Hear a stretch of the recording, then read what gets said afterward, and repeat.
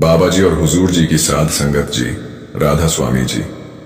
संगत जी, तेज बर्फबारी और तूफान में आधी रात को अपने परिवार के साथ फंसे एक सत्संगी भाई और उसके परिवार की जान पर बन आई।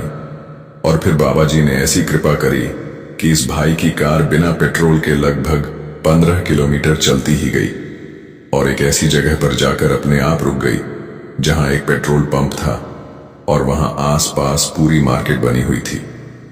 इस भाई ने यह पूरा वाकया खुद अपने मुंह से सुनाया। इसने ये भी कहा, उस दिन से पहले मैं किसी गुरु या भगवान या किसी ताकत पर विश्वास नहीं करता था, लेकिन उस दिन गुरु ने यह साबित कर दिया कि इस सृष्टि में घटने वाली हर घटना मालिक की मौज से ही होती है, लेकिन गुरु चाहे तो बड़ी से बड़ी घटना को भी टाल सकते हैं। इस भाई ने जो बताया उसको सुनकर मेरे तो रोंगटे खड़े हो गए और मुझे यकीन है कि आपके भी होश उड़ जाएंगे कि ऐसा कैसे संभव है। इस भाई ने बताया कि मेरे परिवार में मेरी पत्नी और एक 14-15 साल का बेटा है। मेरी पत्नी एक सत्संगी है और ब्यास जाकर सेवा भी करती है, लेकिन मैं उस समय किसी गुरु पर विश्वास नहीं करता था। यहां तक कि मैं ये भी नहीं मानता था कि कोई ताकत होती है जो इस दुनिया को चला रही है। मुझे लगता था कि जो कुछ यहां हो रहा है वो हम इंसान ही तो कर रहे हैं। आज इंसान अपने दम पर चांद पर, मंगल पर और न जाने कहां कहां पहुंच गया। ये सब इंसान की ही तो मेहनत है, लेकिन उस एक रात ने मेरी सोच को गलत साबित कर दिया। वो रात मैं अपनी पूरी जिंदगी में कभी नहीं भूल सकता। मेरी पत्नी के बाबा जी पर विश्वास ने उस रात मेरी और मेरे पूरे परिवार की जान बचाई। भाई ने आगे बताया कि उन दिनों में मैं अपनी पत्नी और अपने बेटे के साथ एक हफ्ते के लिए अपनी कार से घूमने के लिए निकला था। हम तीनों बहुत खुश थे। बच्चे की स्कूल की छुट्टियां थीं और मैंने भी काम से छुट्टी ले ली थी। घूमने के इस प्लान को हमने कई महीने पहले ही फाइनल कर दिया था और उसी हिसाब से हमने जहां जहां जाना था वहां के होटल बुक करवा दिए थे। मेरी पत्नी शुरू से ही एक सत्संगी है और उसको बाबा जी पर अटूट विश्वास है।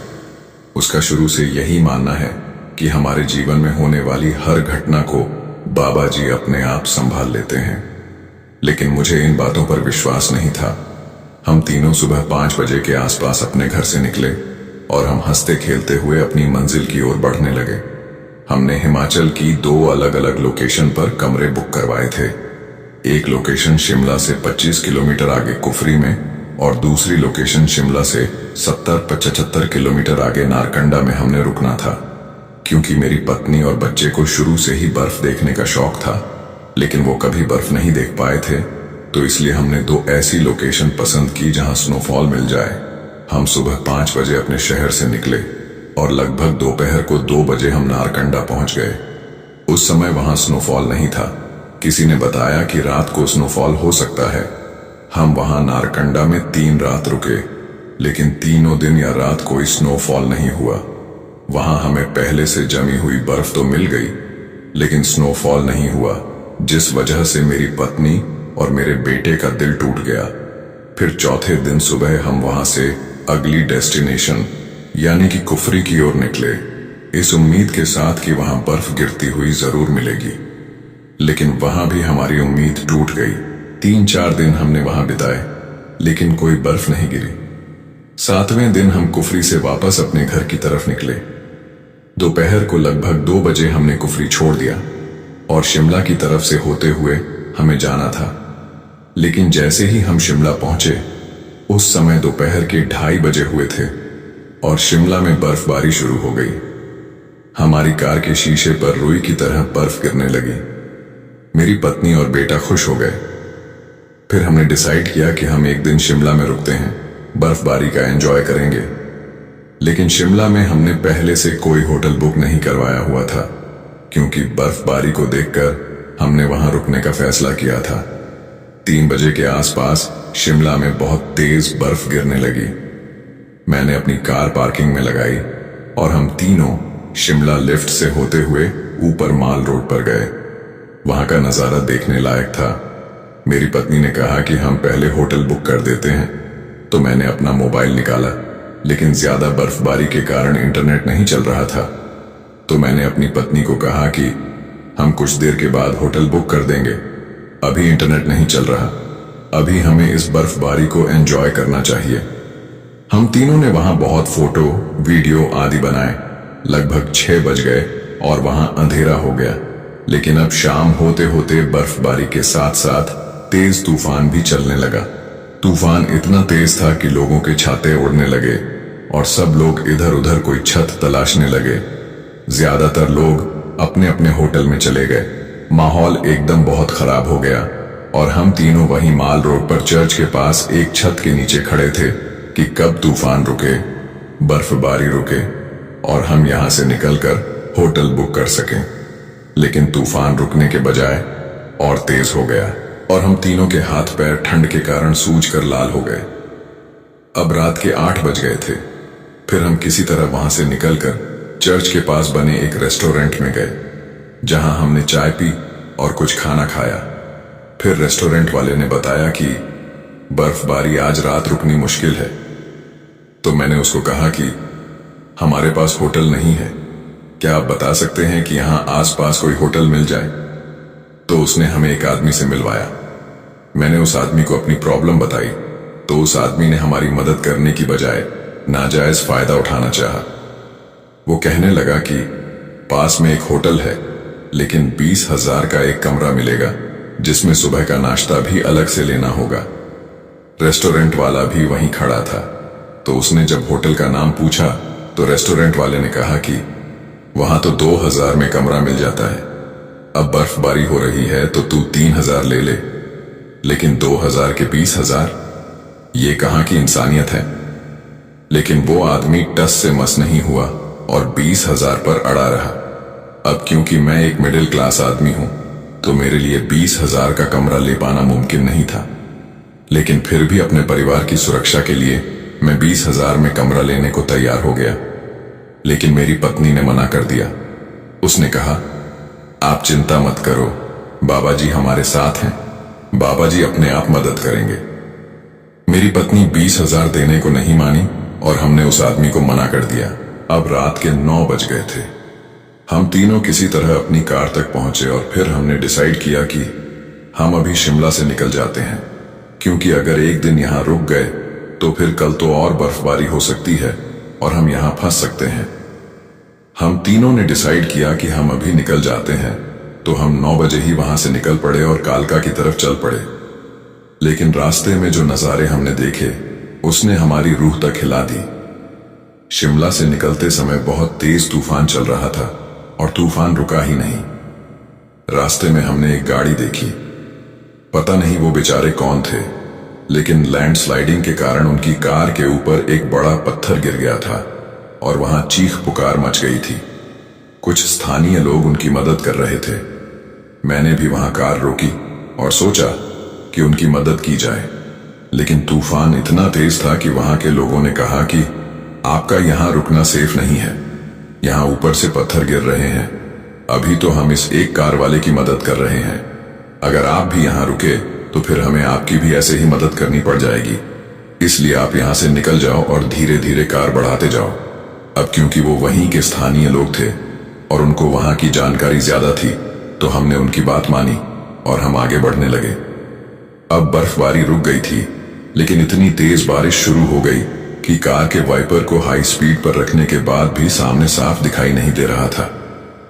और अब हमारे साथ एक और चौंकाने वाली बात हुई। मेरी नजर कार के फ्यूल इंडिकेटर पर पड़ी। जल्दबाजी में मैं पेट्रोल लेना भूल गया था और जब हम दोपहर 3 बजे शिमला पहुंचे थे तो मैंने सोचा था कि आज तो यहीं रुकना है, बाद में पेट्रोल भरवा लेंगे। लेकिन बाद में जो हुआ उसके चलते मैं पेट्रोल डलवाना भूल गया और अब गाड़ी में 5-6 किलोमीटर का पेट्रोल बाकी था और वहां तूफान के चलते रास्ते में कोई पेट्रोल पंप खुला हुआ नहीं था। इधर मेरी पत्नी लगातार बाबा जी को याद कर रही थी। उसको विश्वास था कि बाबा जी हमें यहां फंसने नहीं देंगे। 5-6 किलोमीटर के बाद गाड़ी झटके खाने लगी और गाड़ी बंद हो गई।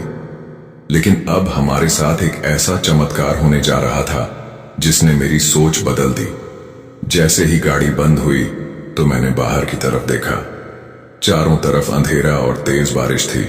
मैंने सोचा कि अब तो हम फंस गए और ऊपर से कोई न कोई पत्थर गिरेगा और हम खत्म हो जाएंगे। लेकिन मेरी पत्नी को विश्वास था कि ये एक परीक्षा है, बाबा जी अपने आप मदद करेंगे। जैसे ही गाड़ी का इंजन बंद हुआ तो वहां ढलान थी।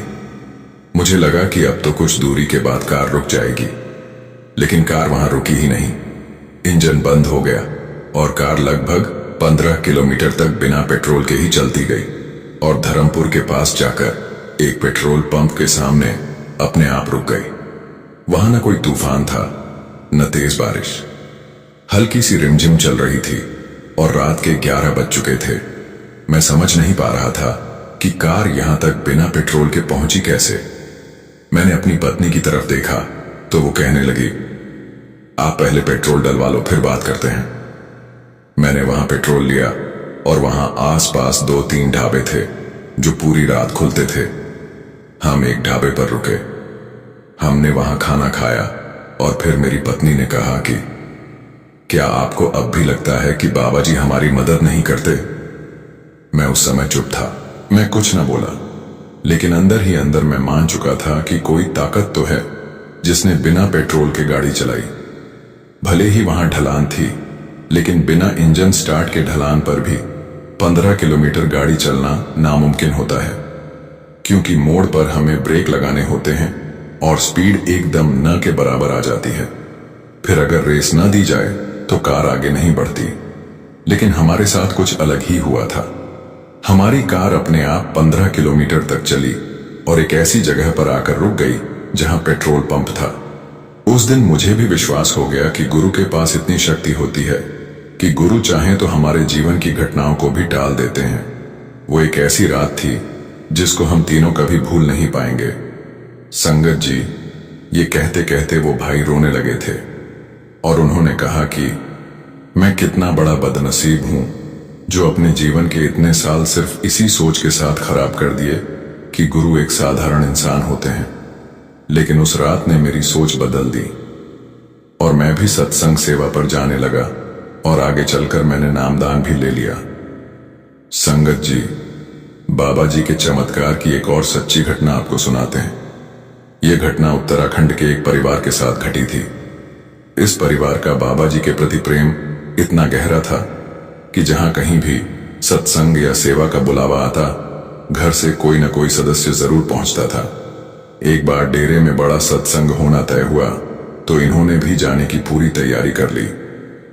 लेकिन संगत जी, उन दिनों उनके शहर का माहौल ठीक नहीं चल रहा था, इसलिए घर बिल्कुल खाली छोड़कर जाना परिवार को ठीक नहीं लग रहा था। घर के मुखिया ने बाकी सबसे कहा, तुम लोग डेरे चले जाओ, मैं यहीं रहकर घर का ध्यान रख लेता हूं। पर उनकी छोटी बेटी, जो लगभग 8 साल की थी, जिद पर अड़ गई। वह बोली, अगर पापा भी साथ चलेंगे तभी मैं जाऊंगी, नहीं तो मैं भी घर में ही रहूंगी। वह बच्ची बाबा जी से बहुत प्रेम करती थी, भावनात्मक रूप से जुड़ी हुई थी। जब उसने देखा कि बात उसकी नहीं मानी जा रही तो रोते रोते कमरे में गई। बाबा जी के स्वरूप के सामने बैठकर मासूम अरदास करने लगी, बाबा जी, हम सब आपके घर आ रहे हैं, आप हमारे घर का ध्यान रखना। धीरे धीरे रात हो गई और सब सो गए। सुबह जब सत्संग के लिए निकलने की बारी आई तो बच्ची फिर उसी जिद पर अड़ गई, अगर पापा नहीं चलेंगे तो मैं भी नहीं जाऊंगी। उसकी जिद देखकर मां ने उसके पापा से कहा, आप क्यों फिक्र करते हैं, आप भी चलिए, सतगुरु खुद संभाल लेंगे। आखिरकार पिता मान गए। उन्होंने अपने एक पड़ोसी को बुलाया और उसे पूरी बात समझाकर कहा, भाई, हम 3-4 दिन के लिए डेरे जा रहे हैं, जब तक हम लौट कर आए घर का थोड़ा ध्यान रखते रहना। पड़ोसी ने भरोसा दिलाया, आप बेफिक्र होकर जाइए, मैं घर का ख्याल रख लूंगा। इतना कहकर पूरा परिवार डेरे के लिए रवाना हो गया। रात होने पर पड़ोसी रोज की तरह टहलने बाहर निकला। चलते चलते उसके ध्यान में आया, चलो एक बार उनके घर भी देख लूं, सब ठीक है कि नहीं। वह जैसे ही उस परिवार के घर की ओर पहुंचा तो उसने देखा कि गेट के बाहर एक सरदार जी कुर्सी डालकर बैठे हुए हैं। उसे बड़ा आश्चर्य हुआ। उसने मन ही मन सोचा, ये लोग तो मुझसे घर का ध्यान रखने को कहकर गए थे, फिर ये सरदार जी कौन है और गेट पर क्यों बैठे हैं? वह और ज्यादा उत्सुक हो गया और पास जाकर विनम्रता से पूछने लगा, भाई साहब, आप कौन हैं और यहां गेट के बाहर क्यों बैठे हो? सरदार जी ने मुस्कुराते हुए जवाब दिया, मैं इस परिवार का बहुत करीबी रिश्तेदार हूं। यह सुनकर पड़ोसी हैरान रह गया। उसने कहा, अरे, मैं तो आपको कभी पहले देखा ही नहीं। सरदार जी सहज भाव से बोले, मैं तो अक्सर इनके घर आता जाता रहा हूं, शायद आपने कभी ध्यान नहीं दिया होगा। पड़ोसी को बात कुछ समझ नहीं आई, लेकिन वह बिना कुछ और पूछे अपने घर लौट गया। रास्ते भर उसके मन में यही चलता रहा, ये कौन सा करीबी रिश्तेदार है जिसके बारे में घर वालों ने कभी बताया ही नहीं। अगले दिन वह फिर उनके घर के बाहर गया। सरदार जी अभी भी उसी तरह गेट के आगे बैठे हुए थे। पड़ोसी ने विनम्रता से कहा, भाई जी, आपको कुछ चाहिए तो बताना, मैं चाय पानी ले आऊं। कुछ खाने पीने की जरूरत हो तो कहिए। सरदार जी शांत स्वभाव से बोले, नहीं, मुझे किसी चीज की जरूरत नहीं, मेरा घर पास में ही है, मैं खाना खाकर ही यहां बैठने आ जाता हूं। यह सुनकर पड़ोसी फिर से अपने घर लौट आया। इसी तरह 4 दिन बीत गए और सरदार जी हर रोज उसी तीरथ की तरह गेट के आगे डटे रहे, जैसे मानो घर की रखवाली उन्हीं की जिम्मेदारी हो। 4 दिनों बाद जब परिवार डेरे से वापस लौटा तो पड़ोसी को खबर मिली। वह तुरंत मिलने चला गया। उसने पूछा, कैसा रहा सफर? परिवार वाले बोले, सदगुरु की मेहर से सब बहुत बढ़िया रहा। फिर उन्होंने हंसते हुए पूछा, और हां भाई साहब, आपने हमारे घर का ठीक ठाक ख्याल रखा? यह सुनकर पड़ोसी खुद हंसने लगा और बोला, अरे क्यों मजाक करते हो, आप लोग तो बड़े चतुर निकले। मुझसे भी कहा कि घर का ध्यान रखना और एक सरदार जी को भी गेट पर बैठा छोड़ गए। 4 दिन तक वो गेट के बाहर पहरा दे रहे थे। ये सुनते ही परिवार वाले एकदम चौंक गए। उन्होंने घबरा कर कहा, कौन सरदार जी? हम तो किसी को भी घर पर बैठकर पहरा देने को नहीं कहकर गए थे। हम तो किसी रिश्तेदार या जानकार को भी यहां नहीं छोड़कर गए थे। आप किसके बारे में बात कर रहे हो? पड़ोसी ने गंभीर स्वर में कहा, भाई, मुझे नहीं पता वो कौन थे, लेकिन 4 दिन वो सरदार जी आपके गेट के बाहर ही बैठे रहे, जैसे आपके घर की रखवाली कर रहे हों। इतना कहकर वह पड़ोसी वहां से अपने घर की ओर लौट गया। उधर परिवार वाले अभी भी इसी बात में उलझे हुए थे कि यह सरदार जी आखिर थे कौन।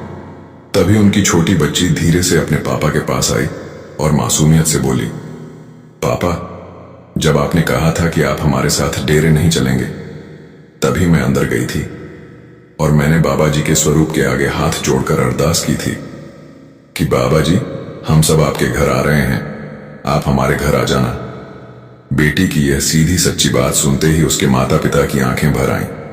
वे भावुक होकर बाबा जी के स्वरूप के सामने खड़े हो गए, हाथ जोड़कर नमन किया। उनके दिल में एक ही एहसास था, सतगुरु की मेहर हर पल साथ है। संगत जी, जब हमें एक पूर्ण सतगुरु की शरण मिल जाए तो फिर चिंता किस बात की। हमारा काम बस इतना है कि हम अच्छे कर्म करते रहें, प्रेम और विश्वास बनाए रखें। बाकी हर जिम्मेदारी मालिक अपने आप संभाल लेते हैं, जिस तरह उन्होंने उस घर की संभाल ली। संगत जी, आइए अब आपको डेरे वाले बैल की सच्ची घटना सुनाते हैं। हुजूर बाबा सावन सिंह जी ने डेरे में एक कुआं बनवाया था। उस कुएं से पानी निकालने के लिए एक बैल को घुमाया जाता था। वह बैल पूरे दिन चक्कर दर चक्कर घूमती रहती और उससे पानी ऊपर आता रहता। लेकिन संगत जी, एक बहुत ही अद्भुत बात रोज घटती थी। जब भी हुजूर अपनी कोठी से बाहर निकलते और कुएं के पास थोड़ी देर रुकते, वह बैल हुजूर को देखते ही रुक जाता। चाहे बैल को चलाने वाला सेवादार कितनी भी कोशिश कर ले, लेकिन वो बैल एक कदम भी आगे नहीं बढ़ता था। एक दिन कुछ सेवादार हुजूर महाराज जी के पास आए और बड़े विनम्र भाव से पूछने लगे, बाबा जी, जब भी आप कुएं वाली केन के पास रुकते हो, यह बैल तुरंत काम बंद कर देता है। चाहे इसे जितने भी डंडे मारें, यह एक कदम भी आगे नहीं बढ़ता। लेकिन जैसे ही आप वहां से चले जाते हो, यह फिर से चलना शुरू कर देता है। इसका क्या राज है? हुजूर ने गहरी मुस्कान के साथ उन्हें समझाना शुरू किया। उन्होंने कहा, यह बैल कोई साधारण जीव नहीं है। पिछले जन्म में यह मनुष्य था और लोगों से बेईमानी किया करता था। गरीबों का पैसा खा जाना, लोगों का हक मार लेना, ऐसे कर्म इसने खूब किए थे। लेकिन एक छोटी सी बात इसका उद्धार बनने का कारण बनी। इसे अपने पिछले जन्म में किसी संत का एक सत्संग सुनने का सौभाग्य मिला था। उसी सत्संग के प्रभाव से इसे इस जन्म में संगत की सेवा करने का अवसर मिला है। क्योंकि इसने बहुतों का लिया है, इसलिए इसका पूरा हिसाब इसे चुकाना ही पड़ेगा। और यही कारण है कि इसे बैल की जूनी मिली है। सेवादारों ने आगे पूछा, बाबा जी, जब आप रुकते हैं यह आपकी तरफ देखता क्यों रहता है, और उस वक्त यह बिल्कुल रुक क्यों जाता है? हुजूर ने प्यार भरे स्वर में कहा, यह मुझसे कहता है, महाराज अब तो मुझे मुक्ति दे दीजिए। और मैं इसे समझाता हूं, तू बड़ा भाग्यशाली है कि तू संगत की सेवा में लगा हुआ है, पानी निकालने का पवित्र काम कर रहा है। सोच, अगर तुझे किसी खेत में या बाहर कपड़े धोने वालों के पास लगा दिया जाता तो तेरा क्या हाल होता? कड़क धूप में कई मन का बोझ तेरी पीठ पर लाद देते, और जब तू थक कर रुकता तो तुझ पर बेदर्दी से डंडे बरसाए जाते, तेरी खाल उधेड़ दी जाती। इसीलिए मालिक का शुक्र कर कि तू यहां है, संगत के बीच सेवा कर रहा है। तेरे ऊपर कोई जुल्म नहीं होता, तुम्हें समय पर भोजन मिलता है और तू पुण्य कमा रहा है। जब तेरा हिसाब पूरा हो जाएगा तुझे भी मुक्ति का मार्ग मिल जाएगा। हुजूर ने सेवादारों को आगे समझाया, हमें भी इससे सीख लेनी चाहिए। अगर हम किसी से बेईमानी करेंगे, किसी का नुकसान करेंगे, अपने फायदे के लिए किसी पर अत्याचार करेंगे, तो उसका फल हमें भी कभी न कभी भुगतना पड़ेगा। कर्मों का हिसाब कोई टाल नहीं सकता। इसलिए एक अच्छा सत्संगी बनने से पहले एक अच्छा इंसान बनना बहुत जरूरी है। अगर हमारे मन में छल, पाप या बुराई भरी होगी और उसी मन से हम सद्गुरु की शरण में जाने की कोशिश करेंगे तो रूहानी रास्ते पर बहुत रुकावटें आएंगी। हमारा मन बार बार हमें भटकाएगा। मन में किसी के लिए बुरा करने की इच्छा नहीं होनी चाहिए, क्योंकि हमारे मन में ही सद्गुरु का निवास है। मन को साफ रखकर ही रूहानियत का सफर तय किया जा सकता है। संगत जी, आइए अब आगे बढ़ते हैं। संगत जी, क्या आपने कभी कोई ऐसा इंसान देखा है जो सद्गुरु से मिले आशीर्वाद को ही बेच दे? शायद आपने ऐसा कोई इंसान नहीं देखा होगा, क्योंकि ऐसा काम तो कोई नहीं कर सकता। लेकिन अब जो आप सुनने जा रहे हैं वो एक ऐसे ही आदमी की सच्ची बात है जिसने सद्गुरु के वचनों को कुछ रुपए की लालच में बेच दिया था। जब 5वें पातशाह श्री गुरु अर्जन देव जी महाराज दरबार साहिब में सेवा कर रहे थे, वह हर दिन संगत को अपने पावन दर्शन देकर निहाल करते थे। दरबार साहिब से कुछ दूरी पर एक बेहद गरीब परिवार रहता था। यह परिवार रोजाना मजदूरी करके किसी तरह शाम का खाना जुटाता था, लेकिन कई दिनों से काम मिलना मुश्किल हो गया था और घर में खाने को भी संकट उत्पन्न हो गया था। घर के पुरुष का नाम शिवा प्रकाश था। एक रात उसके बच्चे और पत्नी ने उससे कहा, कहते हैं कि दरबार साहिब में सेवा चल रही है, सुना है वहां के गुरु सेवा करने वालों पर बहुत मेहर करते हैं। आप कुछ दिन सेवा के लिए चले जाओ, शायद हमारी हालत सुधर जाए। शिवा प्रकाश चिंतित होकर बोला, अगर मैं चला गया तो तुम सबकी रोटी का क्या होगा? घर कैसे चलेगा? पत्नी और बच्चों ने उसे ढांढस बंधाते हुए कहा, आप फिक्र मत करो, आप गुरु घर की सेवा करो, यहां हम किसी तरह से अपना इंतजाम कर लेंगे। अगले ही दिन शिवा प्रकाश दरबार साहिब पहुंचा। माथा टेक कर उसने सेवा में खुद को लगा दिया। उस समय वहां मिट्टी की सेवा चल रही थी। लोग टोकरी भर भर कर मिट्टी इकट्ठी कर रहे थे। शिवा प्रकाश भी पूरे मन, पूरी निष्ठा से उसी सेवा में जुट गया। 3-4 दिन बीत गए, वह वहीं सेवा करता रहा। उधर उसके घर पर दूसरे ही दिन एक अनजान आदमी आया और दरवाजा खटखटाया। वह बोला, मैं बिहार से आया हूं। मैं एक ईमानदार और भगवान से डरने वाला इंसान हूं। मुझे आपको यह बताना है कि आपके नाम पर वहां कुछ जमीन पड़ी है। मेरा मन नहीं माना कि मैं उस जमीन को बिना पैसे दिए रख लूं, इसलिए मैं आपको उसी जमीन के पूरे पैसे देने आया हूं। उस आदमी ने रकम शिवा प्रकाश के बेटे को दी और चुपचाप वहां से चला गया। उन पैसों से शिवा प्रकाश के बेटे ने एक छोटा सा व्यापार शुरू किया और धीरे धीरे उसका कारोबार इतना बढ़ा कि हर दिन मुनाफा दोगुना होने लगा। इधर गुरु घर में शिवा प्रकाश सेवा में डूबा था और उधर उसके बेटे का व्यापार चमकता जा रहा था। कुल 15 दिन तक वह मिट्टी की सेवा करता रहा और सब कुछ अच्छे से चलता रहा। एक दिन यह शुभ समाचार सुनकर शिवा प्रकाश के मन में एक विचित्र भावना उठी। वह सोचने लगा, मैं तो पिछले 15 दिन से यहां सेवा कर रहा हूं और गुरु महाराज ने मुझे केवल यह आशीर्वाद दिया कि मेहर बनी रहे और ये थोड़ा सा प्रसाद देकर मुझे घर जाने को कह दिया। ये सोचकर वह मन ही मन थोड़ा मायूस हो गया। दरबार साहिब से कुछ दूरी पर एक बड़े ही नेक दिल सज्जन रहते थे। उनकी सेवा यह थी कि जो लोग दरबार साहिब से सेवा करके लौटते उन्हें वह प्रेम से जलपान करवाते थे। शिवा प्रकाश भी वहां से लौट रहा था। उसने उन सज्जन को देखा और वह भी रुक कर बैठ गया। उन्होंने उसी प्रेम से उसे भी भोजन और पानी दिया। खाना समाप्त होने पर वह सज्जन व्यक्ति उसके पास आए और नरमी से पूछने लगे, भाई, क्या आपको सद्गुरु के दर्शन प्राप्त हुए? शिवा प्रकाश ने गहरी सांस लेते हुए कहा, हां, मैं पिछले 15 दिनों से सेवा कर रहा था। गुरुजी ने दर्शन तो दिए, लेकिन बस इतना ही कहा, गुरु की कृपा तुम्हारे ऊपर बनी रहे, और मुझे वापस भेज दिया। मैं तो बड़ा गरीब आदमी हूं। इतने दिनों की सेवा के बाद भी हाथ खाली कैसे लौटूं, यही सोचकर परेशान हूं।